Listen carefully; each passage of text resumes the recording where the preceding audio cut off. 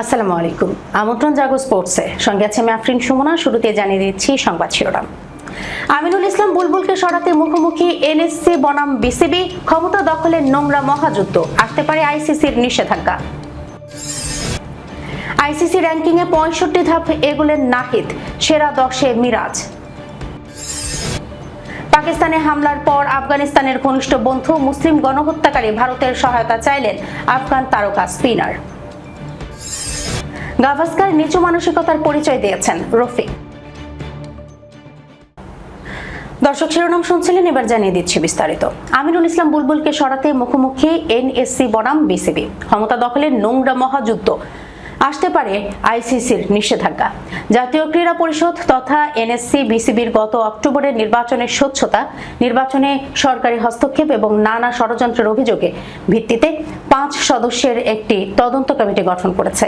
আর সেই তদন্ত কমিটির বিপক্ষে রীতিমতো অবস্থান নিয়ে বসল আমিনুল ইসলাম বুলবুলের ক্রিকেট বোর্ড।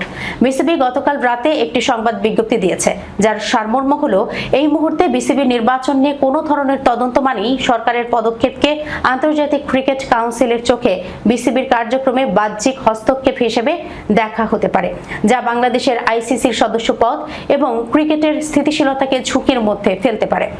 সংবাদ বিজ্ঞপ্তিতে বিসিবি তাদের এই মনোভাবের কথা জানিয়ে আরো বলেন, এনএসসি সম্প্রতি একটি গ্যাজেট প্রকাশ করেছে যেখানে গত নির্বাচনের বিষয়ে তদন্তের কথা বলা হয়েছে।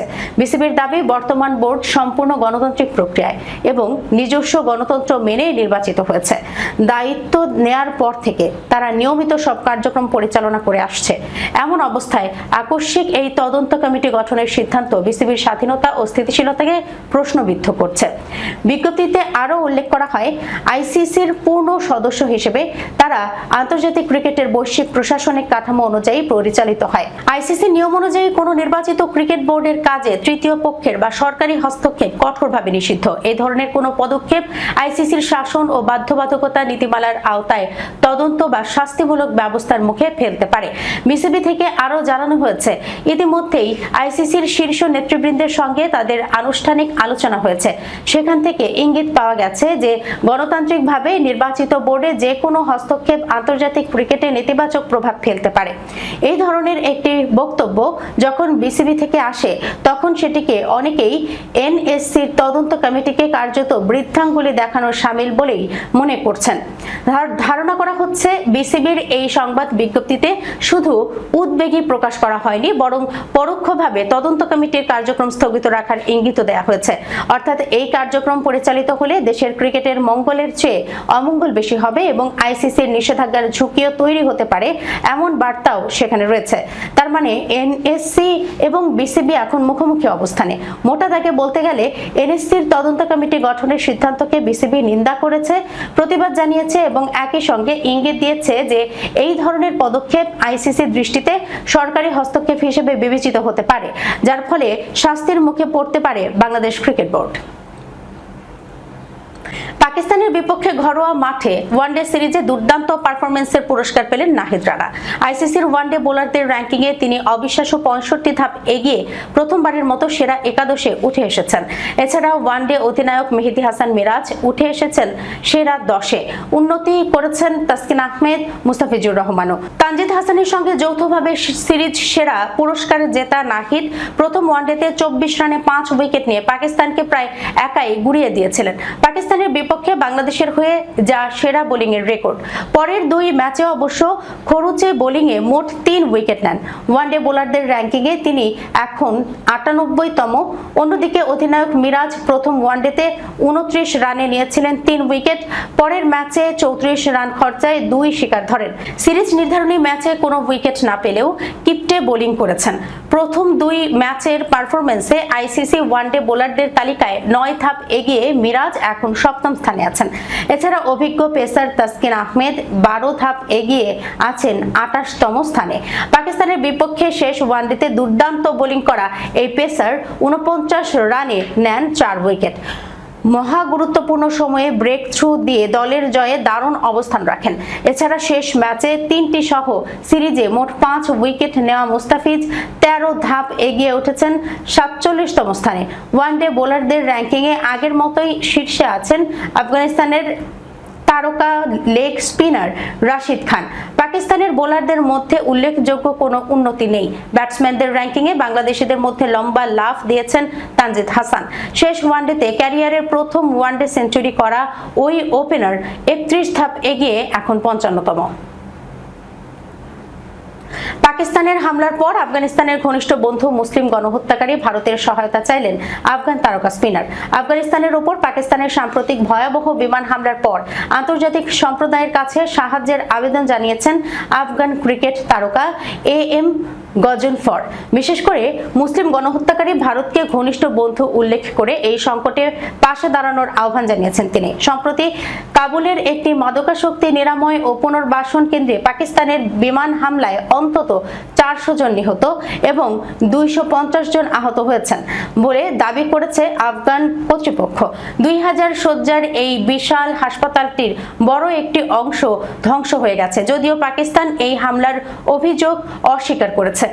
নিউজ 18কে দেয়া এক সাক্ষাৎকারে ক্ষোভ উগরে দিয়ে গজনফর বলেন, ওখানকার সাধারণ মানুষের চিকিৎসার টাকা নেই। এখন তারা সেই জায়গাটিকেও লক্ষ্যবস্তু বানালো এবং নিরীহ মানুষদের শহীদ করলো। আফগানিস্তানের মানুষ এটি কোনোভাবেই মেনে নেবে না। আমি জানি না তারা কি প্রমাণ করতে চাইছে। সাধারণ মানুষকে লক্ষ্য করে এই হামলা আমরা মেনে নিতে পারি না। সবাই আফগানিস্তানের ইতিহাস জানে। সেই ইতিহাসের পুনরাবৃত্তি হলে তা পাকিস্তানের জন্য খুব খারাপ হবে।